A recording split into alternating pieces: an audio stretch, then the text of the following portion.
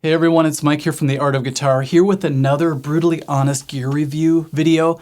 I'm so excited. The first one went over really well. We had a lot of people saying that they appreciated the honesty in the video, and a lot of that is because I'm not sponsored by these companies, so I don't feel forced to always say positive things about all the gear. I can actually give my balanced and unbiased opinion, which I think people find somewhat refreshing. So last time we were looking at the BC Rich Mockingbird, and I gave it an 8.5. Love that guitar, very solid. Today I put out a couple feelers and I asked people what the next guitar they wanted me to review would be. And a lot of people are interested in this Jaguar. This is kind of a mouthful, but it's a Fender Classic Player Jaguar Special HH. The HH standing for the dual humbuckers here, and that's where a lot of these knobs and dials are going to come into play in a little bit. So first off, I gotta let you guys know that this is the guitar that I keep at home when I'm practicing, and I never thought it would become my main practice guitar because I thought, oh, it's a Jaguar, I'm not really going to be able to do a lot of the shred stuff that I want to do on it, but I was really surprised at how this guitar responds to all the different styles that I play on it. It has probably the biggest range of any guitar that I've played. I mean, I've played it live with my Heart tribute band, and it did the job. You know, it wasn't exactly as big as a Les Paul would be, but it put out a lot of big sound, and it got me through the gig just fine. And it's just comfortable for me to play. And let's talk about it a little bit more in detail. So the first time I put it on my lap, I always judge things right off the bat by how they feel, and it sits so comfortably on my leg. It's kind of like my Jazzmaster. It feels like it just molds to your body, whether it's sitting like this or lately at home I've been practicing classical style because my back started hurting from turning and watching TV as I practiced. So I decided to start holding the guitar like this, and it sits perfectly either way. It's well balanced. There's no neck dive. It just stays exactly like this. So I love the way it feels whether I'm standing up or sitting down. The C-shaped neck is the perfect balance between being thin enough to shred on and thick enough to feel substantial when I'm playing rhythm. I love the headstock and the vintage tuners. At first when I used the trem bar a lot, it was going out of tune quite a bit, but after it broke in, I didn't have any issues with that. I always feel secure when it's these kind of tuners where you put the string in the hole from the top, and then you wrap it around. It always feels like it's really in there. It's not going anywhere. Because it's made in Mexico, I had a few doubts in the beginning. You know, I come from the old school where if it wasn't from the US or sometimes from Japan, it wasn't at a high quality level. So I've had to change my mind over the years. It has a rosewood fretboard, the dots, it's just no nonsense. 22 frets, which is nice. So I can do most of the shredding leads that I need to do just fine. I did not like the way the truss rod has to be adjusted because I made the mistake of trying to adjust it myself.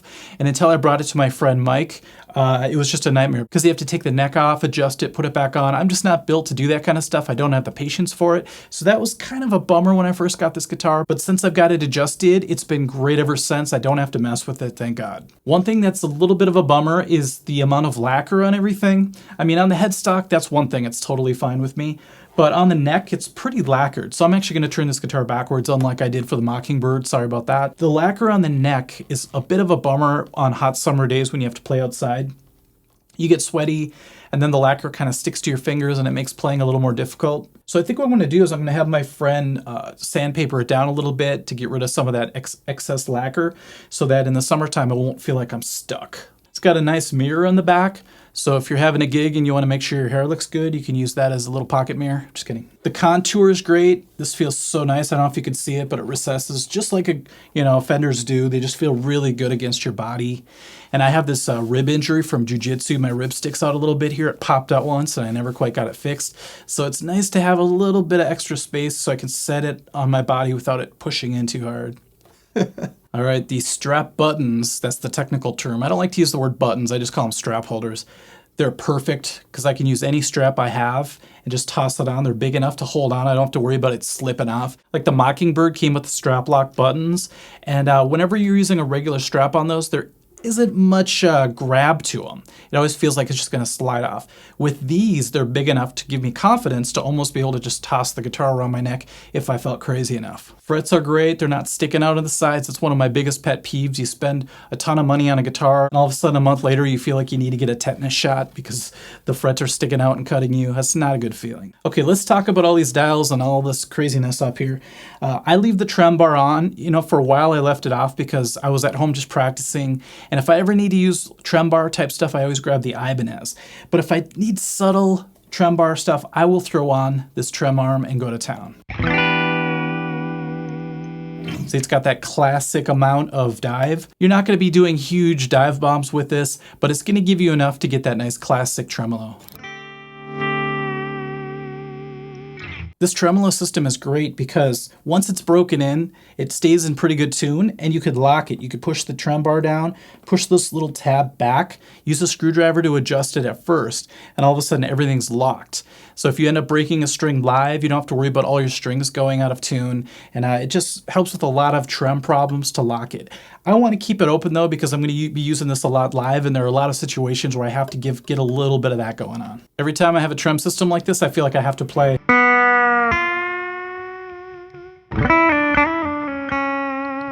little Chris Isaac. For now, I'm just going to bring this back. By the way, I like the way it screws in, and it allows you to have some give to position it where you want it. Unlike, for example, the gem where you snap the trem bar in and it kind of just falls and you have to lift it up to use it. At least mine has that problem.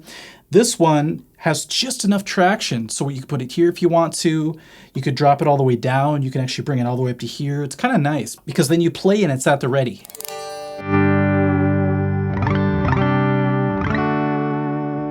You can Jeff Beckett, you know, it's always right there for you. All right, let's move on.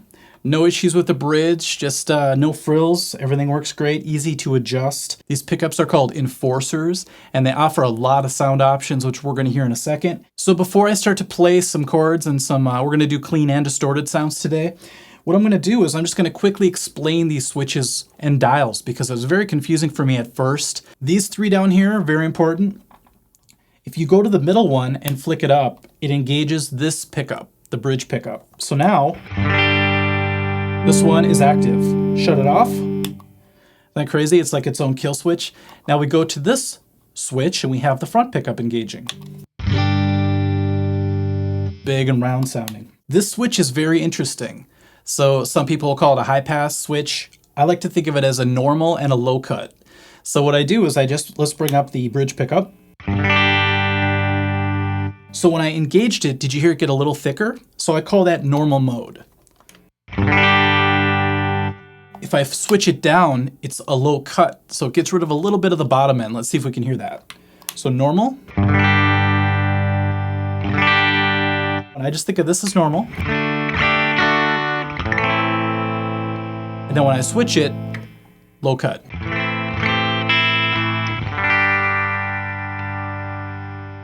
What's nice is you can also engage both pickups. And then I'm just gonna leave it in normal mode right now. And now you have full use of both pickups.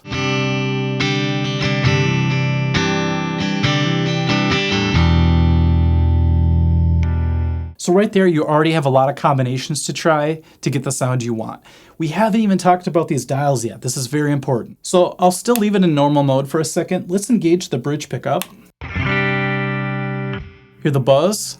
Okay, watch what I do. I'm gonna take this dial and I'm just going to rotate it, and the buzz got less. What it did was it became a coil splitter. In this case, we're unsplitting it. And now we have the use of the entire humbucker. So let's go back. Now we're back in single coil.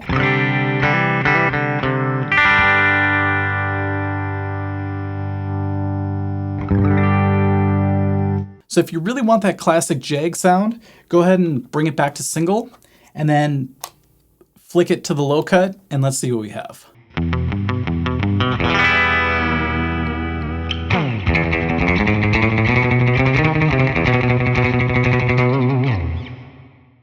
Back to normal mode.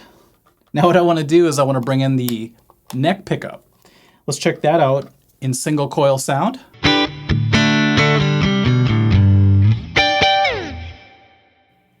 Let's bring in that humbucker. It's like a whole nother guitar. It's amazing. So the versatility is insane. And of course you could bring in both pickups if you want to. Full humbucker, you've got the biggest sound you can get.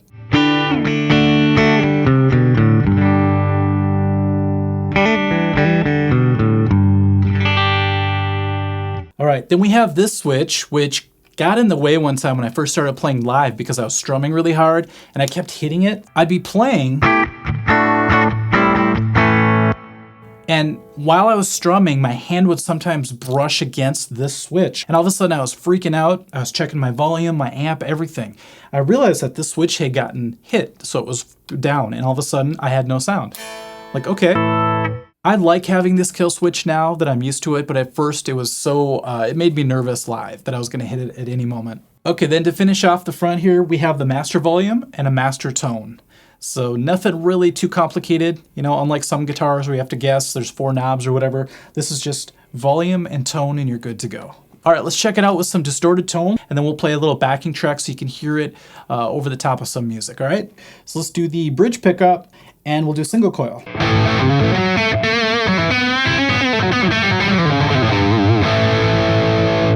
It's really great for that kind of country plucking. It really pokes through. I love that. Okay, humbucker, bridge pickup.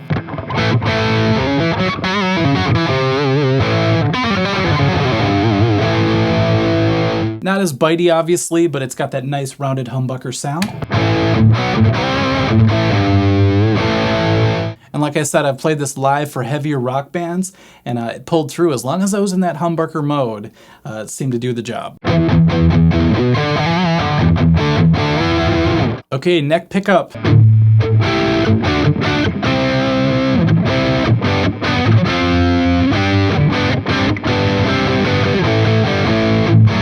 How about if we bring both the pickups into play as single coils first? I'll blend in some leads too.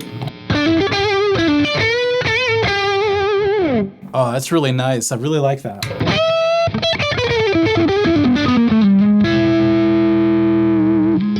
Some humbucking action.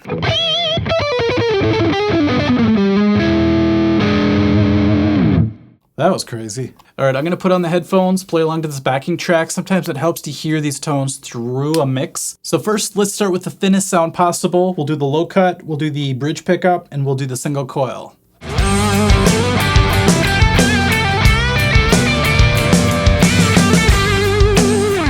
Okay, bridge pickup humbucker.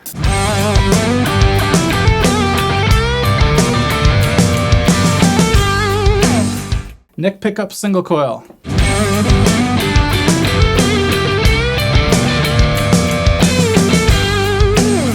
I think that's my favorite so far. Bring in the humbucker.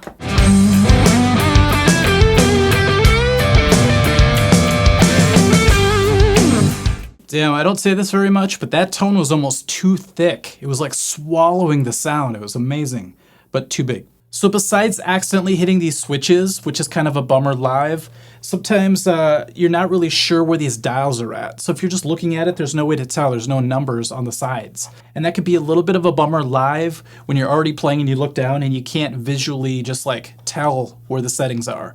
With the switches, that's not a problem. You can see where they're at. But with the dials, you sort of have to make sure that they're where you want them to be. So I don't know, maybe little baby numbers on the sides would be kind of cool.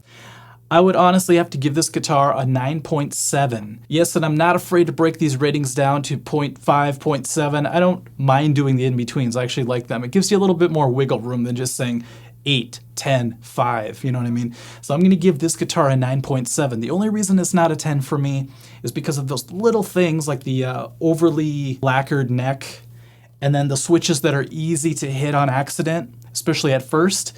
And then these dials are a little bit cryptic live, but like I said, if they had little baby numbers on the sides, that wouldn't be a problem for me.